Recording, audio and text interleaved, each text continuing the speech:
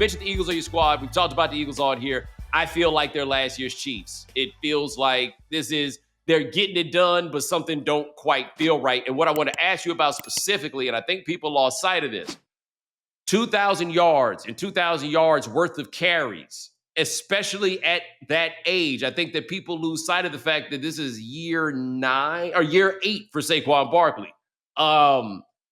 I don't know how good they're going to be as the year goes on. And that is before we start talking about A.J. Brown, feeling like he in jail. Right. I would say not only does Saquon Barkley right now look like a running back who had over 500 touches in a calendar year, right? You're talking about a 35-year-old Lane Johnson who has had to leave 2 games so far this year. And when he's not in the game, their run game is not the same. And they've lost Mekhi Becton, who was their body mover on the interior. Landon Dickerson is always hurt. They look like a team that just played into February and had to turn right back around and are dealing with one of the toughest schedules in the NFL right now. I think that they're okay because they do remind me so much of Kansas City last year, where they seem to kind of have a certain wit about them. They don't necessarily lose their composure in these key moments.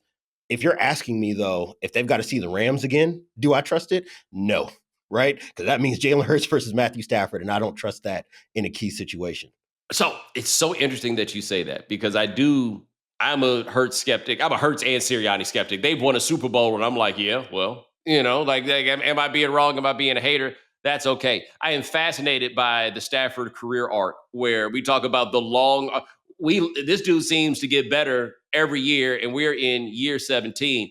But I have always compared him to Carson Palmer, and not necessarily in a bad way, right? Like they are very prototypically talented quarterbacks who, to this day, will still give you a chance to win it if you can hold on to that heater that he's going to throw directly into your chest that you're not expecting because you can't believe that he's throwing that ball directly into your chest. However, free at last, Davante Adams is free at last down there catching balls for Matthew Stafford, and he's not their best receiver. Right. I think that, and this is a big reminder for me and all the preseason stuff where everybody's so hot on the Rams, right? They're going to be the next contender out of the NFC. I think it's very easy to lose sight of the fact, to your point, December was so bad for them going into the playoffs that Matthew Stafford basically had to take week 18 off, right? Sean McVay had to sit this guy down and be like, hey, old man, I think you need to get your mind and your body right before you show back up to work. All right. Because you're tripping right now. We're tripping right now. And then you think about the back injury and the fact that he's taking a bunch of pressure, right? Like you look at how often he's been sacked or knocked down. It's in that top 10 rate, right? You're talking about taking a Justin Herbert level beating in the pocket for a guy who is 10 years older than Justin Herbert and already has a bad back and has had one for the last 5-6 years now. While it's looked great this regular season and while it looked great last postseason, this is a guy similar to Tony Romo at the end of his career. Every time he falls down, I'm holding my breath, thinking about how this excellent quarterback towards the later stages of his career is going to go down and not get back up. And I know Rams fans may not want to hear that. And if they can keep him healthy into the postseason, I do think that they can win because Sean McVay seems to know when to turn Stafford up and when to turn him down as a quarterback. I just have a hard time trusting a guy that is as old as he is and taking the beating that he has in spite of how good he's looked so far this regular season. Speaking of taking a beating, what week you think Puka gonna get hurt? Oh, man, that could happen on the very next target. We were talking about guys who go over the middle. I'm like, hey, man, I need you to know that sometimes it's okay to catch the ball and just take the first down. That extra 3 yards you fighting for ain't always worth it, buddy. And you haven't gotten your second contract yet. Let's get the guaranteed money up before we start risking our body over the middle of the field. I don't trust him not getting hurt. Davante Adams is up there in age, and he's been banged up before. And then you got old bad back Stafford. So been good for now. Let's see once we get to like Thanksgiving weekend how this team actually looks. And let me ask you this about the Eagles while I'm thinking about it. And somebody mentioned this in the YouTube comments on Monday, where we talking about like, with these cats out here wearing these expensive chains, back in the day, it'd have been one player whose name would have been the chain snatcher. It'd have just been some ornery bitch, middle linebacker, Jack Lambert, Dick Butkus, Ray Lewis type that's just going to be snatching chains and not giving them back either. Like keeping them in a bag on the sideline, just got a collection of chains. How do we get this idea to Jaylen Carter? Because I feel like he is your throwback mean some bitch. We ain't really had too many of them out there. He is the chain snatcher.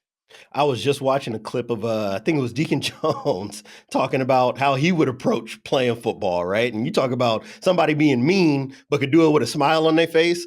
That's what I see in Jaylen Carter. And I think that's the scariest guy you could have on the defensive line. It's one thing to be Aaron Donald, right? Who is just, if you're at 10, he's at 15. If you're at 15, he's going to be at a 50, right? And you just know he's angry walking in the door. With Jaylen Carter, he's one of those guys that you laughing because you think he's joking, and you take 2 steps away from that conversation. You say, hey, wait a minute, motherfucker. you don't get to talk to me like that. Right?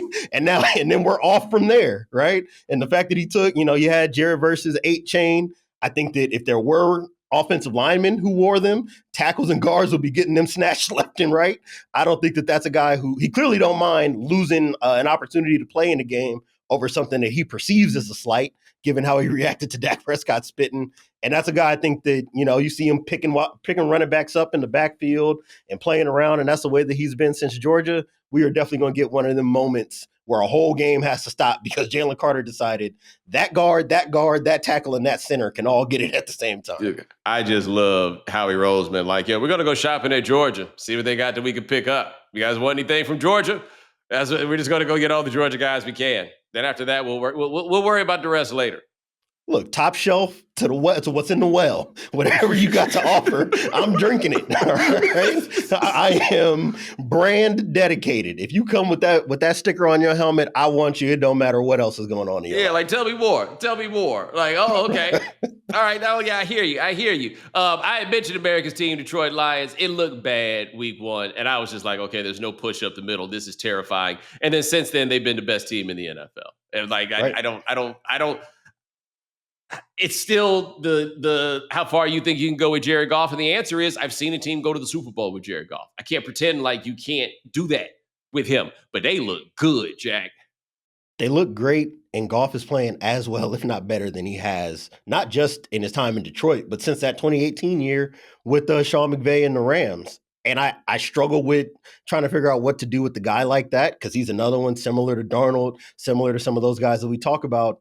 You land in the fourth quarter chasing 10 points, and you got to put the ball in his hands and say, hey, dude, it's about to be 15 straight dropbacks. You got to get us back in the football game.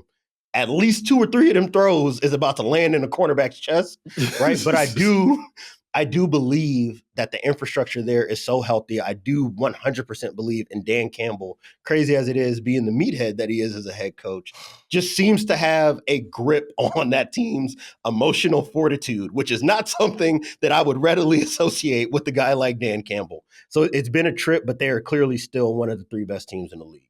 The 2015 version of me, or maybe it was 2014, whatever year it was that he was the interim coach of the Dolphins, has never been more wrong about what somebody actually turned out to be as I have been about Dan Campbell. I'm with you. I mean, I don't know if you saw the Hard Knocks clip where he was in the middle of the huddle crying, not because something traumatic happened, but because he was trying to explain why tackling at practice was so important. This is a guy brought to tears, I think, just by the thought of playing football.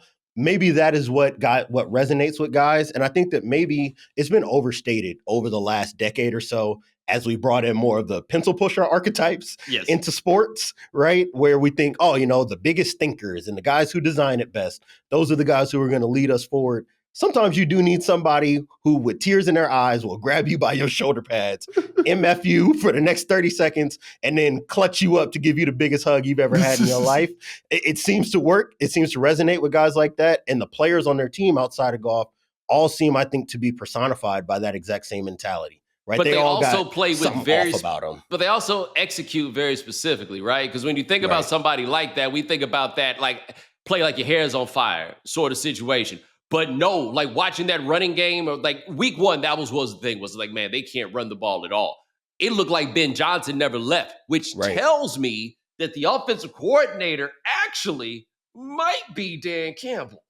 There's a reason why he picked him out, right? Dan Campbell could have gone, after Anthony Lynn got let go, he could have gone in any old direction. He looked at Ben Johnson specifically and said, not only do you know what I'm looking for, he was probably the guy that he was thinking, if I tell him we need to go smash a team in the mouth 25 times on Sunday, he's going to do what I ask him to do. And I think the same thing is happening with John Morton, who does not have the most prestigious resume coming into this gig.